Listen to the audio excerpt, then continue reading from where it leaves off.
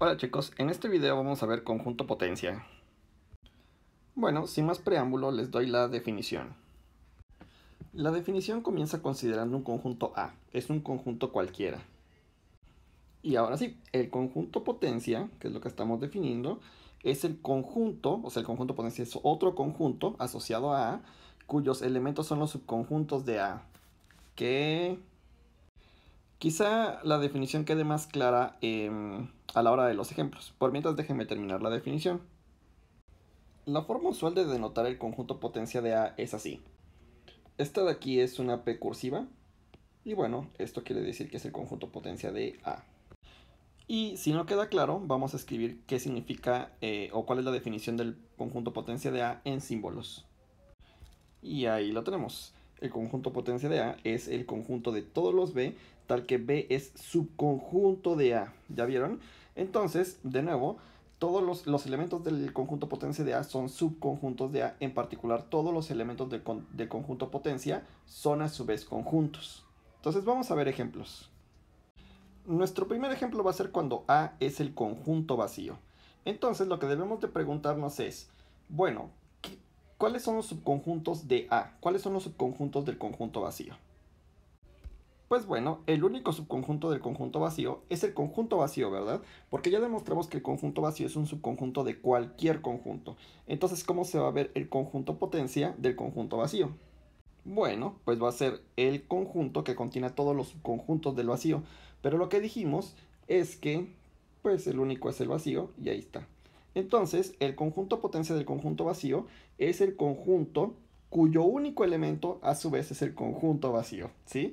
Entonces hay que tener mucho cuidado. Eso no quiere decir que el conjunto potencia del vacío sea el vacío, porque tiene un elemento, que es el conjunto vacío. Entonces nada más para recalcarlo, lo voy a poner aquí en rojito, y es que este E no es el vacío, ¿verdad? O sea, porque tiene al menos un elemento, que es este de aquí. Para mi siguiente ejemplo voy a pasar pues justamente al ejemplo menos complicado, que es más complicado que el ejemplo 1, y es pensando que A fuera un conjunto que tiene un solo elemento que le voy a llamar el número 1. Entonces ahí está, tengo ese conjunto, y la pregunta es, ¿cuántos subconjuntos tiene A? Bueno, como siempre, el vacío es un subconjunto, y bueno, solamente tiene un subconjunto no vacío, o sea, sí, el que incluya el único elemento que tiene A, o sea, en realidad es todo A, o sea, es este. Y esos son todos los subconjuntos de A. Por lo tanto, el conjunto potencia se ve como sigue. Es el conjunto que contiene al vacío y al conjunto completo, ¿verdad? Siguiente ejemplo, pues ahora un conjunto con dos elementos. ¿Qué sucede con este conjunto, verdad? Pues como siempre tenemos al conjunto vacío y al conjunto total, ¿verdad? Porque cualquier conjunto es subconjunto de sí mismo. Pero aquí sí tenemos más subconjuntos. Por ejemplo, tenemos los conjuntos que tienen un elemento. Y uno puede verificar que allí acabó uno. O sea, ya no hay más subconjuntos y entonces el conjunto potencia se ve como sigue. Y podemos observar lo siguiente rapidísimo, ¿verdad? Lo que podemos observar rapidísimo es que, por ejemplo, este subconjunto potencia pues tiene un elemento que es igual a 2 a la 0. Este contiene dos elementos que es igual a 2 a la 1. Y este tiene cuatro elementos que es igual a 2 a la 2. Y eso no es ninguna coincidencia de que sean las potencias de 2, ¿verdad? Lo que va a resultar en general es que el conjunto potencia tiene 2 al número de elementos del conjunto original. Entonces vamos a establecer eso o a escribir eso de manera formal. Y este es el teorema. Si A es un conjunto con n elementos, entonces su conjunto potencia tiene 2 a la n elementos. Vamos a comenzar la demostración.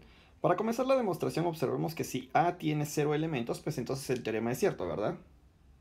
Y ahí ya está escrito. Si n es igual a 0, entonces en realidad A es el conjunto vacío.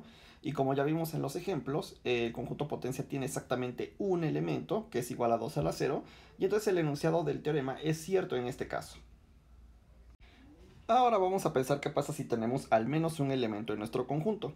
Entonces lo que vamos a hacer es un argumento un poquito gráfico. En vez de escribir todo con palabras, vamos a hacer un argumento un poquito basado en diagramas y dibujos.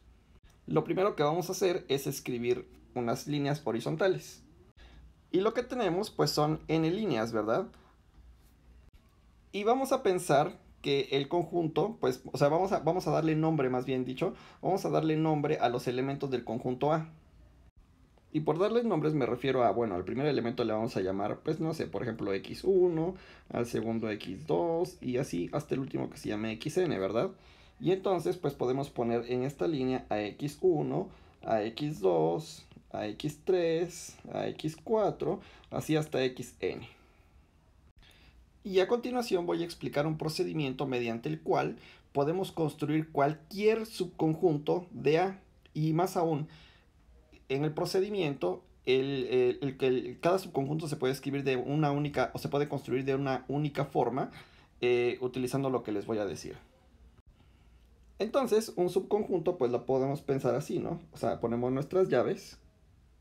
Y ahora, para formar un subconjunto, pues lo único que tengo que decir es, bueno, me tomo el primer elemento, por ejemplo, que lo tengo aquí, y digo, ¿este elemento va a estar en mi conjunto o no? Y luego por el segundo, ¿este va a estar en mi subconjunto? Sí o no, y así. Entonces tengo que decidir qué elementos van a entrar en mi subconjunto. Claramente, de esta forma puedo construir cualquier subconjunto de A, y por lo tanto así puedo construir cualquier elemento del conjunto potencia. Así que, por ejemplo, para este primer elemento pues tengo dos opciones, o lo meto o no lo meto a mi subconjunto. Recuerden que estoy pensando que es un subconjunto de A.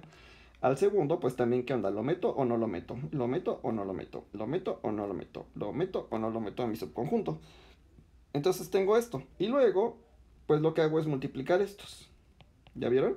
Entonces, ¿cuántas opciones tengo para construir un conjunto? Pues tengo exactamente 2 a la n formas de construir mi conjunto.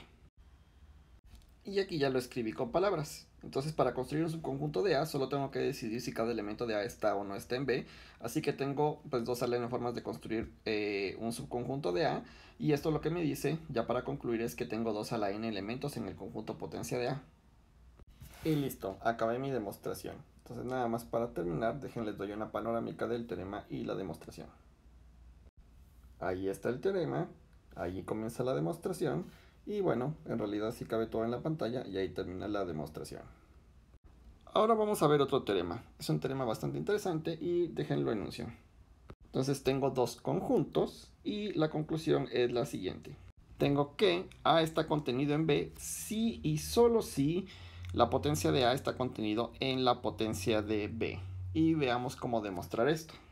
Lo primero que debo de notar para comenzar la demostración es que quiero demostrar un sí y solo sí. Entonces voy a hacer una demostración en dos partes. Primero una implicación y luego la otra. Ahí está. Primero voy a hacer la demostración de ida. O sea, perdón, la implicación de ida. ¿Qué quiere decir esto? Que voy a suponer que A está contenido en B y voy a demostrar que entonces el potencia de A está contenido en el potencia de B. A continuación, como lo que queremos demostrar es que el potencia de A está contenido en el potencia de B, lo que voy a hacer primero es tomarme un elemento en el potencia de A. Y lo que quiero demostrar es que este elemento X también está en el potencia de B, y entonces estaría demostrando la inclusión de conjuntos que quiero demostrar. La primera pregunta es, bueno, ¿qué significa que X esté en el potencia de A? Bueno, lo que significa, pues que es que X es un subconjunto de A, ¿verdad? Porque justamente el potencia de A contiene todos los subconjuntos de A, y exactamente todos los subconjuntos de A. Listo, ahí lo escribí. Entonces X está contenido en A. Ahora, como estoy suponiendo que A está contenido en B, entonces lo que tengo es esto y esto, o sea, tengo X contenido en A, que a su vez está contenido en B, por lo tanto, pues X está contenido en B. Eso lo que quiere decir es que X es un subconjunto de B y por lo tanto está en el potencia de B. Y ya concluimos ahora sí que el potencia de A está contenido en el potencia de B. Y así acabamos la primera implicación. Ahora vamos a hacer la implicación de regreso. ¿Qué quiere decir? Quiero ver que si el potencia de A está contenido en el potencia de B, entonces A está contenido en B. Por lo tanto, voy a comenzar suponiendo que el potencia de A está contenido en el potencia de B. Ahora vamos a hacer un pequeño truquito. El truquito es, bueno, primero observemos que A está contenido en... A es un elemento del potencia de A. Ahí está. Pero lo que tengo es que el potencia de A está contenido en el potencia de B. Así que si este A es un elemento aquí, o sea, aquí, y ese está contenido aquí, entonces en realidad A es un elemento del potencia de B. ¿Ya vieron? Pero ¿qué quiere decir que A esté en el potencia de B?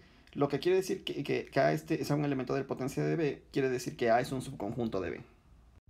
que mágicamente es lo que quería demostrar, o sea que A está contenido en B, y entonces con esto termino la implicación de regreso y en realidad esto termina la demostración de mi teorema.